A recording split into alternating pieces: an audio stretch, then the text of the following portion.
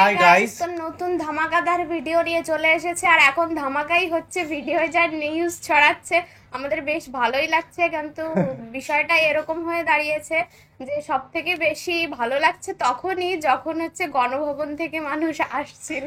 ওই কন্টেন্টটা জাস্ট এতটা ভাইরাল হয়েছে। একদম অনেক ভালো লেগেছে ওই কন্টেন্ট গুলো দেখে, আর যেই স্লোগান দিচ্ছিল ওইগুলো আরো বেটার লেগেছে। আর আমরা চেষ্টা করবো আজকে থেকে আগুন আগুন ভিডিও আনা বা তোমাদের ফায়ার ফায়ার করে দেবো কন্টেন্ট। আমরা চেষ্টা করছি দুটো চ্যানেলে প্রত্যেকটা দিন আপলোড করা, যত সম্ভব চেষ্টা করে যাচ্ছি টাইম মতন আপলোড করা, এবং এইভাবে সাপোর্ট করো, পাশে থাকো এবং ভালোবাসা দিতে থাকো। তো আজকের ভিডিওটা হচ্ছে এরকম, দেশের চরম নাটকবাজ 10 ব্যক্তি। আগের দিন দেখেছিলাম স্বার্থপর, আজকে দেখবো নাটকবাজ কে কে নাটক করে সেটাও দেখবো। নাটক করেছিল বা নাটক করতে ভালোবাসে, বা আমরা দেখেই বুঝতে পারি যে এ তো অরিজিনাল নাটকবাজ, রিয়েল অভিনেত্রী দেখতে পারবো, অভিনেতা অবশ্যই দেখবো। আর মেইন ভিডিও তোমার ডিসক্রিপশন বক্সে পেয়ে যাবে, ওখান থেকে তোমার চেক আউট করতে পারো। যারা নতুন আছে প্লিজ সাবস্ক্রাইব করে দিও। তো চলো গাইস, আজকে ভিডিওটি শুরু করা যাক। পালাবো না, কোথায় পালাবো? পালাবো না। আসসালামু আলাইকুম সবাইকে। আশা করি সবাই এই মুহূর্তে অনেক কোথায় ভালো পালাবেন? আছেন।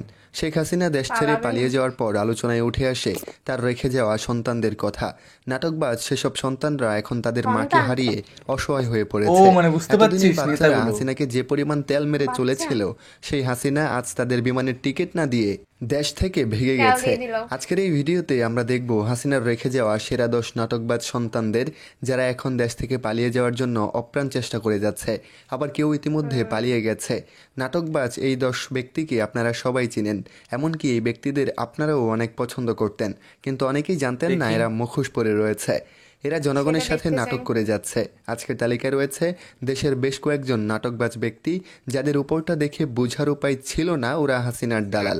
চলুন আজ তাদের মুখোশ সরিয়ে তাদের আসল চেহারাটা দেখে আসি। আর ভিডিওতে একটা লাইক দিয়ে থাকুন শেষ পর্যন্ত। শেষে থাকছে আসল কয়েকজন নাটকবাজ। যারা তথাকথিত আন্দোলন করছে এদের বেশিরভাগই কিন্তু আপনার রাজাকারদের বংশধর। আমাদের এই লিস্টের প্রথমে রয়েছে জুনায়েদ আহমেদ পলক সাহেব। এই ব্যক্তিটার কথাবার্তা যখন আমি প্রথম শুনতাম, তখন তাকে বেশ ভালোই মনে হতো, নিষ্পাপ মনে হতো। মনে করতাম উনি একজন ভালো মানুষ, কিন্তু তিনি এবার কোটা আন্দোলনে প্রমাণ করেছেন যে তিনি হাসিনার একজন গোলাম। ছাত্রদের আন্দোলনরত অবস্থায় এই পলক সাহেব একটু পরপর ইন্টারনেট বন্ধ করে দিয়া নানা অজুহাত দেখাইতো। বলতো বৃষ্টির পানি পড়ে ইন্টারনেট বন্ধ হয়ে গেছে, আবার কখনো বলতো আমি ইচ্ছে করে ইন্টারনেট বন্ধ করিনি, এমনিতেই বন্ধ হয়ে গেছে। এছাড়াও তিনি একটা কাজ ভালো পারতেন, ইন্টারনেট ও ফেসবুক বন্ধ করে দিয়া পলক সাহেব কিন্তু ইন্টারনেটে ঠিকই অ্যাক্টিভ থাকতেন, একা একা মুখ বই চালাতেন। পলক সাহেবের এমন আচরণের পর পাবলিক বুঝে গিয়েছিল তিনিও হাসিনার হয়ে গোলামি করছেন, কিন্তু এই গোলামির ফলাফল শূন্য হয়ে গেল। তার নেত্রী তাকে ছেড়ে গত 5 আগস্ট পালিয়ে গেল।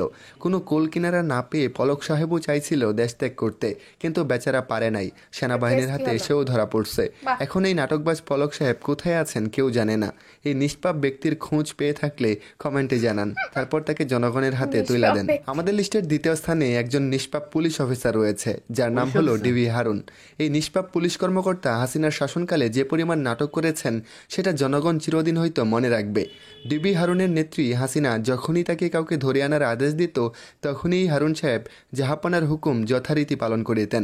শুধু তাই না, হাসিনার বিরুদ্ধে যদি কেউ কোনো কথাবার্তা ফেসবুকে লেখালেখি করত, আন্দোলনে রাস্তায় নামতো, তখনই নিষ্পাপ হারুন সাহেব তাদের ধরে এনে ভাতের হোটেলে বসাইতো। এরপর সবার সাথে সেলফি তুলতো। হারুনের এমন মস্করা ছাড়াও তার আরও কিছু কুকর্মের কথা হয়তো সবারই জানা। যাই হোক, ডিবি হারুন শেষ পর্যন্ত কট খেয়ে গেল। তার নেত্রীর পদত্যাগ করে যখনই দেশ ছেড়ে পালিয়ে গেল, তখন হারুন সাহেব কি করবেন বুঝতে না পেরে তিনিও পালানোর জন্য মরিয়া হয়ে উঠলেন। শেষ পর্যন্ত শুনেছিলাম হারুন সাহেব নাকি পুলিশের দেয়াল টপকে পালিয়ে গেছেন, আবার শুনেছিলাম পালাতে গিয়ে সেনাবাহিনীর হাতে আটক হয়েছেন। এখন কোনটা সত্য কোনটা মিথ্যা সেটা এখনও অপরিষ্কার। আমাদের আজকের তালিকার 3 নম্বরের স্থান পেয়েছে স্বার্থবাদী হাসিনার কর্মী জাফর ইকবাল সাহেব। কোটা আন্দোলন চলাকালীন সময়ে এই জাফর ইকবাল সাহেব ছাত্রছাত্রীদের উদ্দেশ্যে কি লিখেছিলেন সেটা হয়তো সবারই জানা। জাফর ইকবাল ফেসবুকে লিখেছিলেন, ঢাকা বিশ্ববিদ্যালয়ের সকলেই রাজাকার। তিনি আর সেই বিশ্ববিদ্যালয়ে যেতে চান না, রাজাকারদের মুখ দেখতে চান না। তার এমন মন্তব্যের পর গোটা ছাত্র সমাজ তার প্রতিবাদ জানায় এবং তাকে বয়কট করার ডাক তোলে। হাসিনার পক্ষ নিয়ে শিক্ষার্থীদের বিপক্ষে গেলে জাফর ইকবাল সাহেব হাসিনার আরও একটি নিকটে যেতে পারবেন, তিনি আরো কিছু সুবিধা পাবেন। সেই ভাবনাতেই হয়তো হাসিনার সাথে তাল মিলিয়ে তিনিও ছাত্রদের রাজাকার বলেন, কিন্তু শেষ এটা পর্যন্ত হয়ে যাবে হাসিনার উৎখাত হলো, জাফর ইকবাল ভাবতে সাহেবও পারিনি। মাঠ ছেড়ে পালিয়ে গেল। বিধাতার আইনটা কি সুন্দর, তাই না? আমাদের খুব লিস্টের সুন্দর। 4 নম্বরে আছে নাটকবাজ স্বার্থবাদী হাসিনার গোলাম বিচারপতি মানিক। এই মানিককে হ্যাঁ, হয়তো আপনারা এটা চিনেন। আমি একটা থার্ড টক ক্লাস শোতে তার ভিডিও ভাইরাল হয়েছিল। সেখান থেকে মানিকের আসল মুখোশটা মানুষের সামনে চলে আসে।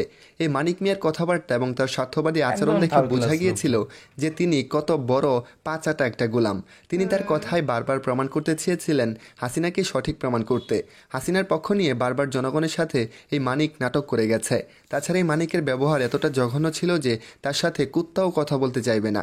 এমন বাজে ব্যবহারের মানুষটা কিভাবে হাইকোর্টের বিচারপতি হয় তা ভাবতে হ্যাঁ, অবাক এটা লাগে। হাইকোর্টের এই মানিক মিয়া বিচারপতি, না জানি ছি। কত ভুল সিদ্ধান্ত দিয়েছে কেউ বিচারপতির চেয়ারে বিচারপতি? বসে। মানিকের এমন ব্যবহার আর হাসিনার গুলামি ভোলার মতো না। আমাদের লিস্টের 5 নম্বরে রয়েছে বিচারপতি দেশের বলো। সবচেয়ে বড় নাটকবাজ একজন মানুষ, যার নাম সুলাইমান সুখন। তিনি এতদিন হয়তো অনেক যুবকের আইডল ছিলেন। দেখেছি হয়তো। অনেকেই তাকে আমি চিনি, ভীষণ অনেক পছন্দ চিনি। করত। তার অনেক কথাবার্তা ভালো অনেক কথা বলতো। ভালোবাসতো। কিন্তু এবার কোটা আন্দোলনে তিনি সবার মন থেকে উঠে গেছেন। বৈষম্য বিরোধী ছাত্র আন্দোলনে এই সুলাইমান সুখন ছাত্রদের পাশে দাঁড়ায়নি। আন্দোলনের গোটা সময় জুড়ে তিনি হাসিনার সমর্থন দিয়ে একেবারে চুপ করে রয়েছিলেন। তার ফেসবুক ওয়ালে কোনো প্রতিবাদী ভিডিও বা বার্তা পাওয়া যায়নি। হাসিনার হয়ে দালালি করা এই সুখন এখন মানুষের নিন্দায় পতিত হয়েছে। মানুষ তাকে আইডল হিসাবে গ্রহণ করার বিপরীতে তাকে হ্যাঁ, জনগণ সত্যিই ধুলাই তাই। দেওয়ার জন্য মুখিয়ে রয়েছে। কিন্তু এই সুখন সাহেব কোথায় গা ঢাকা দিল তা কেউ জানে না। আমাদের লিস্টের 6 নম্বরে রয়েছে জনাব ওবায়দুল কাদের ওরফে কাউয়া কাদের সাহেব। স্বার্থপর, সুবিধাবাদী এবং ক্ষমতা ধরে রাখার লোভ ওনার মাঝে এত কেমন, পরিমাণ তাই না? ছিল যেটা ভাষায় প্রকাশ করা সম্ভব না। তাছাড়া হাসিনার 5টা লোকের তালিকায় এই কাদেরকে বাহ, প্রথমে বাহ। রাখা দরকার। এই স্মাইলটা তাদের খুব দলের সুন্দর। প্রতিটা সভা, প্রতিটা আলোচনায় এই কাদের সাহেব হাসিনার পা চেটে গেছে। যাই হোক, শেষ পর্যন্ত কাদের সাহেব নিজের অস্তিত্ব হারিয়ে ফেলেছেন। পা খুঁজে হাসিনা পাচ্ছে না, পালিয়ে যাওয়ার বুঝলি? পর তিনিও চেষ্টা করেছেন দেশ ছেড়ে পালিয়ে যাওয়ার জন্য, কিন্তু পারেনি। কারণ হাসিনা পালানোর আরো 2 দিন আগে থেকেই কাদের সাহেবের সাথে সব ধরনের যোগাযোগ বন্ধ হয়ে গিয়েছিল। কাদেরকে দল থেকে বহিষ্কার করার গুঞ্জন ওঠার পর থেকে দলের সাথে তার আর যোগাযোগ হয়নি। আমাদের তালিকার 7 নম্বরে রয়েছে নারায়ণগঞ্জ 4 আসনের সংসদ সদস্য শামীম ওসমান সাহেব। খেলা হয়ে আওয়ামী গেছে। লীগের সবচেয়ে বড় 5টা খেলা হয়ে সুবিধাবাদী গেছে। লোকের তালিকায় শামীম সাহেব অন্যতম একজন। আওয়ামী লীগ ক্ষমতায় থাকা অবস্থায় শামীম সাহেব যে পরিমাণ ডায়লগ ছেড়েছিলেন তা আজ নিমিষেই ধুলোয় মিশে গেছে। শামীম সাহেব সম্পর্কে বলতে গেলে তিনি ছিলেন হাসিনার সবচেয়ে পাঁচটার একজন লোক। হাসিনার পা চাটতে চাটতে এর পায়ের ছাল নিয়ে গেছে, কিন্তু হাসিনা খালা শেষ পর্যন্ত তাদের হাতে বাঁশ ধরিয়ে দিয়ে গেছে। এমন বাঁশ ধরিয়ে দিয়েছে যে বাঁশের যন্ত্রণায় এখন আর সে পা চাটার লোক বানাতে দেশে হবে বাঁশ থাকতে দিয়ে। পারছে না। কোথায় আছে কেউ জানে না। তবে যেটুকু জানা গেছে শামীম ওসমান তার পুরো ফ্যামিলি নিয়ে আরব আমিরাতে চলে গেছে। বাহ, আমাদের ভালো লিস্টের কাজ 8 করেছে। নম্বরে যে আর স্বার্থবাদী আসতে রয়েছে পারবে না। তার নাম হলো হাসান মাহমুদ। জনগণের সামনে মুখোশ পরে থাকা আরও একজন দুর্নীতিবাজ সুবিধাবাদী মানুষ হলো হাসান মাহমুদ। শেখ হাসিনা গত 5 আগস্ট দেশ ছেড়ে চলে যাওয়ার পর হাসান মাহমুদও গা ঢাকা দিয়েছিলেন। তিনিও দেশ ছেড়ে চলে যেতে চেয়েছিলেন, কিন্তু হযরত এরা শাহজালাল তাহলে time মতো আন্তর্জাতিক চলে গেছে। বিমানবন্দরে বিমান কর্তৃপক্ষ তাকে আটকে দেয়। এরপর এই হাসান মাহমুদ বাংলাদেশের সীমান্ত দিয়ে প্রতিবেশী দেশ ভারতে যাওয়ার চেষ্টা করলেও সেই চেষ্টা ব্যর্থ হয়। এখন তিনি দেশের ভেতরেই কোথাও আত্মগোপনে রয়েছেন। ভারতের তবে পেছনে তিনি পাগল এখন হয়ে কোথায় যাচ্ছিল। আছেন সেটা নির্দিষ্ট করে বলা যাচ্ছে না। আমাদের লিস্টের 9 নম্বরে রয়েছে সাবেক যুব ও ক্রীড়া মন্ত্রণালয়ের মন্ত্রী ওই নাকি দেখেছি নাজমুল হাসান অনেকবার, না? পাপন। এই পাপন দীর্ঘ একটা সময় ধরে দেশের ক্রীড়াঙ্গনে রাজত্ব করেছেন, আর এই সময়টাতে জাতীয় দল সহ পুরো ক্রীড়াঙ্গন ধ্বংস করে দিয়েছে। সবকিছু ধ্বংস হয়ে গেলেও এই লোকটা কিন্তু হাসিনার পা চাটতে ভুলে নাই। তিনি কিন্তু মাঠে থেকেই হাসিনাকে কল করতেন আর পা চাটতেন, কারণ পাপন জানেন হাসিনাকে খুশি করার একমাত্র উপায় হলো পা চাটা। আর হাসিনা খুশি থাকলে তার অবস্থান আরও মজবুত হবে। যাই হোক, হাসিনা দেশ ত্যাগ করার পর এই পাপনকে কোথাও আর দেখা যায়নি। আমাদের তবে লিস্টের time মতনই সবশেষ কেটে স্বার্থবাদী লোভী ব্যক্তিটা হলো ফারাজ করিম চৌধুরী। গত ভিডিওতে তাকে নিয়ে আলোচনা হয়েছে বলে আজ তাকে একদম শেষে রাখলাম। ফারাজ করিম চৌধুরীকে সবাই মানবতার ফেরিওয়ালা বলে চিনে থাকে, তবে এবার বলে ছাত্র মন থেকে আন্দোলনে এই বাঁচিয়ে মানবতার আছে, শরীর ফেরিওয়ালাকে থেকে না।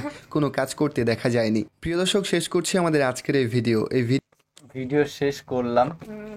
একটাই কথা বলবো যে শেখ হাসিনা যে পা চাটতে চাটতে মানে পা একদম মানে সাদা হয়ে ছেলেপুলে গেছে। যেগুলো দেখাচ্ছিল, মানে বাচ্চা সন্তান, তারা কিন্তু বেশিরভাগই আগের থেকে পূর্বাভাস বুঝতে পেরে পালিয়ে যাচ্ছিল, কিন্তু অনেকে সেটা সক্ষম হয়নি। হ্যাঁ, শুনে বেশ ভালোই লাগলো।